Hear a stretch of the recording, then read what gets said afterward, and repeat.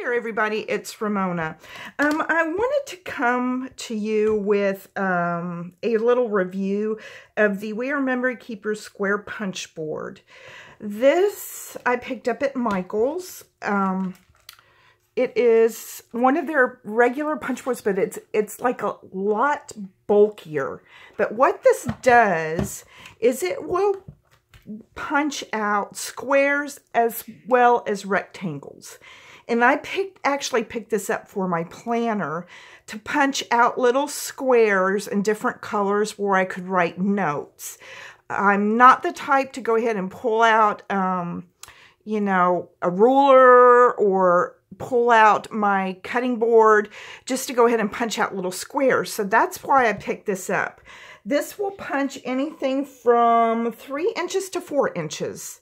So what I'm going to do is I'm going to go ahead and punch this right here. I'm going to punch a square. And what I've done is I've taken pretty much this paper. I know you guys have seen it, and it's hard to cut with your cutting board.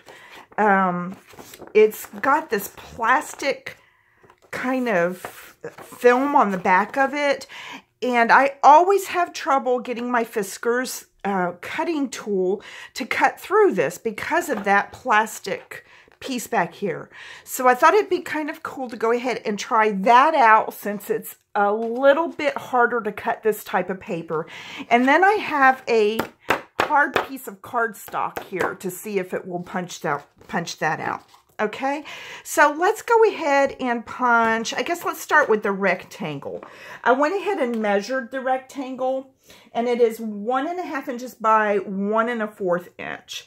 So I've pulled, what you do is you pull this down to where you need it. So I pulled this down to 1 1/4 inches, and then I went ahead and pulled this over right here to 1 1/2 inches. Okay, and what you do is slide your paper down here, and it will stop on both sides, all right, and just give it a punch.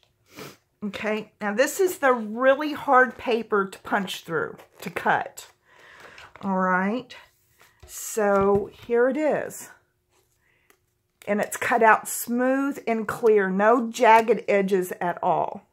So that would be my piece that I would go ahead and put here with a little note. Of course, I'd use regular paper for that so I could write on it. But let's go ahead and do the smaller squares are 1/4 inch by 1/4 inch. Okay, so I already have this guide here set to 1/4.